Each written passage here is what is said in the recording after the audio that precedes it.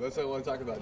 Where did it come from? How long has it kind of been installed? And then when they called for it, were you kind of peeing your pants, or are you ready for it? We've had it in a couple weeks. I think actually it's kind of Palmer and the linemen kind of, they're the ones that kind of came up with the idea, I think, and the coaches thought it was a good idea. We put it in, practiced it at practice, and then during the game they said first touchdown, we're going to do it, and I kind of, really, we're going to run it, like, are you sure? Yeah. And then once I got out there and got the ball, though, he was covered a little bit, so I just tried to put it in a spot where he had a chance to get it, and he went up and made a great play. Yeah, I mean, you said you put it in a couple weeks ago, so how often are you practicing your throws? I mean, maybe it's coming up. Are you working on the form and the tight spiral, or what? Just a little bit of practice here and there. We during field goal period we would practice it a little bit, and it's just tried to get my arm warmed back up, I guess, and luckily I got in a good spot. And so you had played quarterback in the past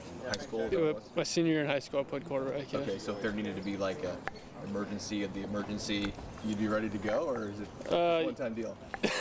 Yeah, if our team really needed it, but I think we have a really good group of quarterbacks, so I don't think it would ever happen.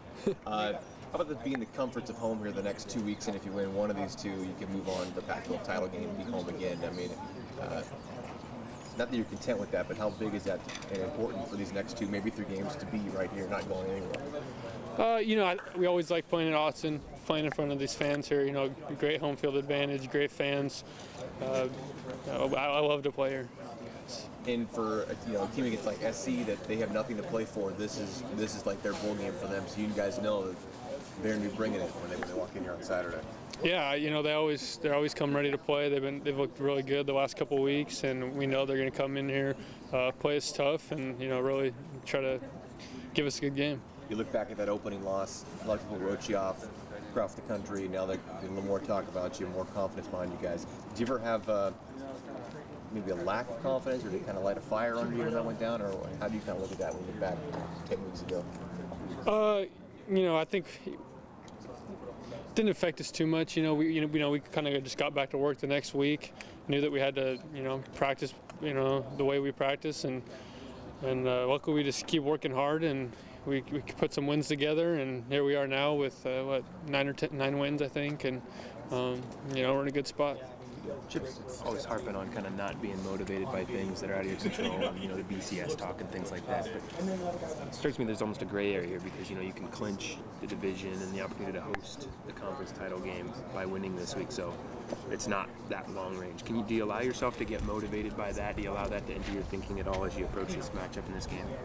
I mean, I think we know that if we win this game, then we win the North, and we'll have the Pac-12 championship game here and everything. But at the same time, because we approach every game, the way we do, practicing hard, and every game's, kind of our Super Bowl. I think it helps when we get to games and we know, know how big games. If you prepare for all of them, the same way, then it's, you don't try to turn it up when you get to a big game. With respect to Stanford, do you think how much of a factor do you think that was last week? Just that you guys playing so many big games, and that was their first time hosting game day. It was. Obviously a top 10 matchup, things like that. Did you get the sense maybe you guys just had some poise?